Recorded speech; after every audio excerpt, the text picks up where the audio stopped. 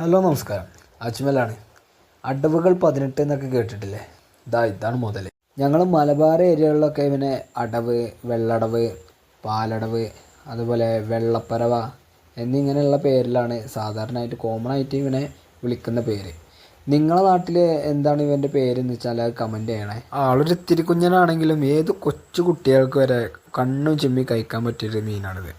കാരണം അതിൻ്റെ മുള്ളൊക്കെ അത്രയും സോഫ്റ്റാണ്. സാധാരണ ജൂൺ, ജൂലൈ, ആഗസ്റ്റ്, സെപ്റ്റംബർ മാസങ്ങളിലാണ് ഫിഷിങ്ങിന് പോകുന്നവർക്ക് ഇവരെ കൂടുതലായിട്ടും കിട്ടാറുള്ളത്.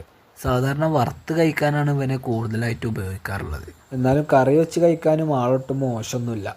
എന്നാലും എൻ്റെ പേഴ്സണലി എനിക്ക് ഇവനെ വറുത്ത് കഴിക്കാനാണ് ഇഷ്ടം. അടവ് മത്സ്യത്തിൻ്റെ കൊളസ്ട്രോൾ കണ്ടൻറ്റ് വെറും 0% ആണ്.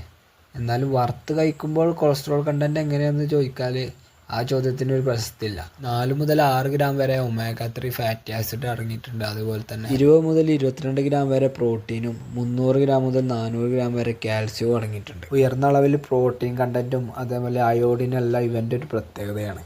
ഐക്കോറയുടെ അഥവാ കിങ് ഫിഷിൻ്റെ പ്രധാന ഭക്ഷണം അടവ് മത്സ്യമാണെന്ന് എനിക്ക് പലപ്പോഴും തോന്നിയിട്ടുണ്ട്.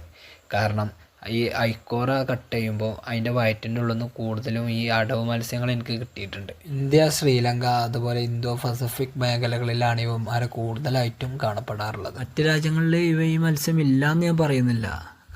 അവൈലബിലിറ്റി കുറവാണ്, അപൂർവമായിട്ടാണ് കിട്ടുന്നത്. അടവ് മത്സ്യം ഫ്രഷ് ആയിട്ട് മാത്രമല്ല ഉണക്കമീനായിട്ടും മാർക്കറ്റിൽ നിന്ന് അവൈലബിൾ ആണ്. ഇതുപോലെ 100% ഫ്രഷ് ആയിട്ടുള്ള വെറൈറ്റി ആയിട്ടുള്ള മത്സ്യങ്ങളെ വാങ്ങിക്കാൻ താല്പര്യമുള്ളവരാണ് നിങ്ങളെങ്കിൽ ധൈര്യമായിട്ട് നമ്മൾ ഷോപ്പിലോട്ട് പോകുന്നുള്ളൂ. ഹോം ഡെലിവറി ആയിട്ടാണ് ഫിഷ് വേണമെന്നുണ്ടെങ്കിൽ താഴെ കാണുന്ന നമ്പറിൽ വിളിച്ച് ഓർഡർ ചെയ്ത് കിട്ടും. അതുപോലെ ഇൻഫർമേറ്റീവ് ആയിട്ടുള്ള വീഡിയോസ് കാണാൻ താല്പര്യമുള്ളവരാണ് നിങ്ങളെങ്കിൽ ചാനൽ സബ് ചെയ്ത് കൂടെ കൂടിക്കോളൂ. Have a nice day.